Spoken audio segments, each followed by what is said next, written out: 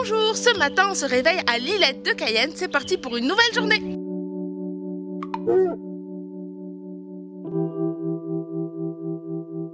Pour ne pas être trop dépendant du coup de l'approvisionnement, ici les gens qui habitent dans le village cultivent énormément en fait leurs propres légumes et leurs propres fruits. Là par exemple juste derrière moi c'est un champ d'haricots et ils ont également des panneaux solaires pour s'approvisionner en électricité.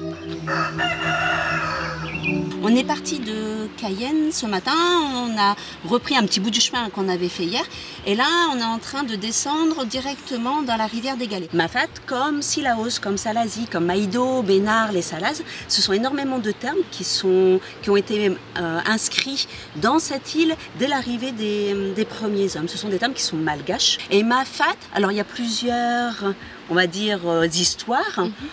Une des premières qu'on va entendre, Mafat viendrait d'un des marrons. Donc ça, on n'est pas encore revenu dessus, je ne sais pas, on en a déjà parlé, mais de ces esclaves en fuite qui sont réfugiés dans ces cirques, qui se seraient appelés Mafak, avec la signification de qui pue et qui tue. Il aurait résidé, c'est dans ce qu'on retrouve comme histoire, dans le fond, hein, dans fond Mafat. Et dans la deuxième histoire, quand on part à Madagascar, on retrouve sur les paquets cigarettes Mafati, qui signifie qu'il peut donner la mort. Donc on est encore dans le même sens. Mafat, Mafati, Mafak, avec cette notion de mort possible. Aujourd'hui c'est notre dernier vrai jour à l'île de la Réunion. Du coup on est à la fois un peu triste mais bon, c'était quand même un voyage vraiment exceptionnel. Et là du coup on va quitter Cayenne, on va redescendre par la rivière, on va prendre un autre chemin en fait qui est un peu plus rapide. Par contre on va traverser 15 fois la rivière. Du coup on va être un peu mouillé mais c'est pas plus mal vu comment il fait chaud. Et on va descendre par là.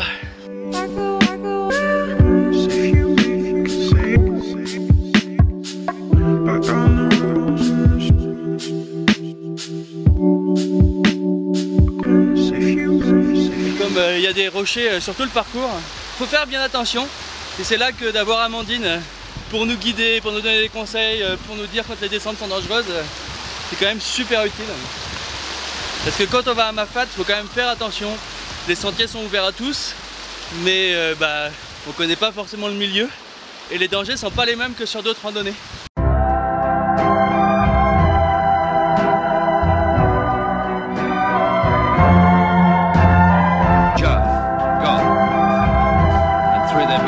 Ça y est, on est en train de quitter le cirque de Mafat. En vrai on l'a déjà quitté depuis un certain temps, mais là on va arriver au 4x4 pour pouvoir repartir. D'ailleurs on entend les hélicoptères qui sont en train de faire le ravitaillement des villages en nourriture. Et donc ça a été 2 jours de randonnée et d'être loin de tout.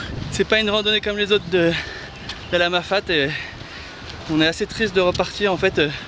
Si on avait eu le temps on aurait bien fait. Il y a un GR qui fait tout le cirque pendant une semaine et je pense que c'est vraiment le minimum pour pouvoir vraiment s'imprégner de l'endroit qui est vraiment loin de tout.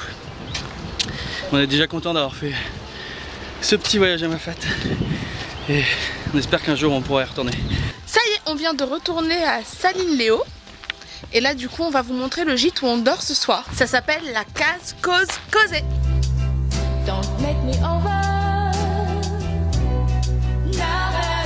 Et voici du coup Geneviève, c'est la propriétaire du gîte où on dort. Donc voilà notre petit bonheur, notre jardin.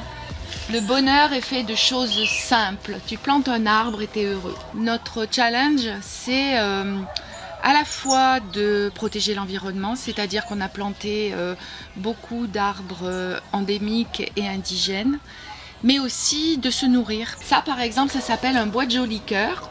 On appelle aussi bois de mangue. Ici, vous avez un bois de senteur blanc qui est un arbre endémique de la Réunion qui a failli disparaître. Dans les plantes qui nous nourrissent, on a par exemple les avocatiers ici, du manioc. Derrière, là-bas, on a de la patate douce. Et puis on se soigne aussi avec notre jardin. Par exemple, ça s'appelle les larmes de la Vierge. On l'appelle aussi atumo.